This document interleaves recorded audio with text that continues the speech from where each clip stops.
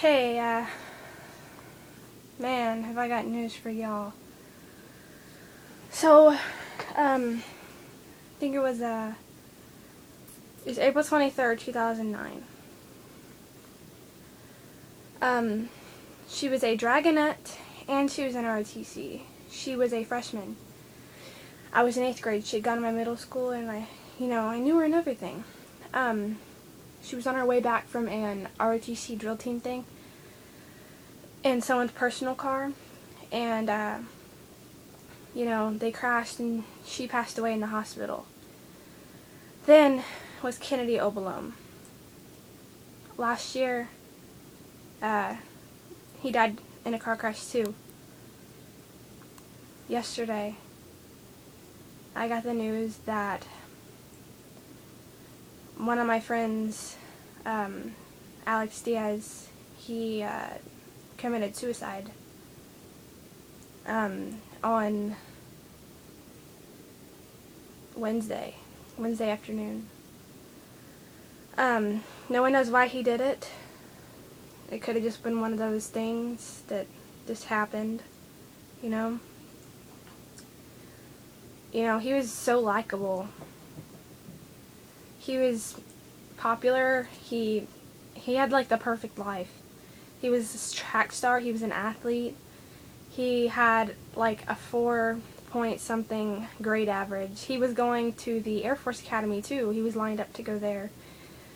He was going to be a senior. He had a really good leadership position coming up in RTC. He was going to be a company commander. I know that doesn't mean anything, but it was so hard because Justin Trammell, one of my friends, had called me not yesterday night, not last night, but the night before last night, and it was late. It was like 12 o'clock, and I didn't answer because I was asleep. And I got up that morning, and I listened to my voicemail, and Justin basically, he goes, "Hey Courtney, this is Justin. Brace yourself. This is kind of a big deal. Diaz, I don't know how to put it, he killed himself." And I was in shock. I mean, I didn't know what to do. And then he told me, it hit him pretty hard too. It hit Justin pretty hard. And then I called my mom, because I wasn't crying or anything yet. So I called my mom, and she didn't hear me the first 2 times, so I had to say it another time, and I just burst it out. So then I called my friend Kaylee, and I was like, "Did you hear the news?" And she was like, "No." And then I had to tell her, which was even harder because she had liked Alex at MMA. It's just so hard to believe that he's gone because he was such a happy guy. He was always cracking jokes, and he was so likable. Everyone loved him. I mean, he seemed so happy all the time. No one knows how he did it yet. No one will never know why. But big news yesterday. I've been having a pretty bad week, and that just topped it off. But I'm okay now. He's moved on.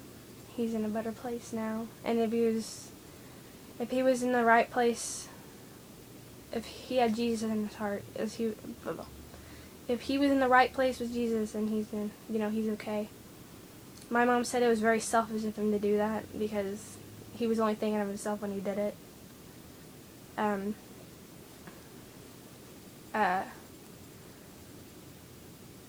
It just hurts everyone else. It hurts so many more people. Alright, well, on the bright side, I'm sad about it, but I know that, I think about the happy times we had, I'm not one of those people that stay sad. I cried, of course I cried. I had my crying times, but I'm past the crying phase. So I'm going to Houston tomorrow morning for a week. And we're going to go I got a haircut, by the way. Well, it's kind of hard to notice, but it has layers. Going to Houston for a week to see my aunt and uncle. And then after that, when we come home next weekend, we're going to my dad's girlfriend's house, Gracie, to ride horses. Me and my boyfriend and my mom and my little brother and my little sister. This is going to be so much fun. I get to use my boots. Yeah. Yeehaw. Alright, well, I'm going to go. If anyone sees this, please pray for the family of Alex Diaz. They need it the most. And just keep them in your prayers. Alright, thank you. And one more thing. What would be a good thing to do? Because as an organization or as a school, we can't hold a memorial service or military funeral service because it might encourage other people to kill themselves. So if you could, maybe give me an idea of what we can do as individuals, like as just a couple of friends. Alright, thanks.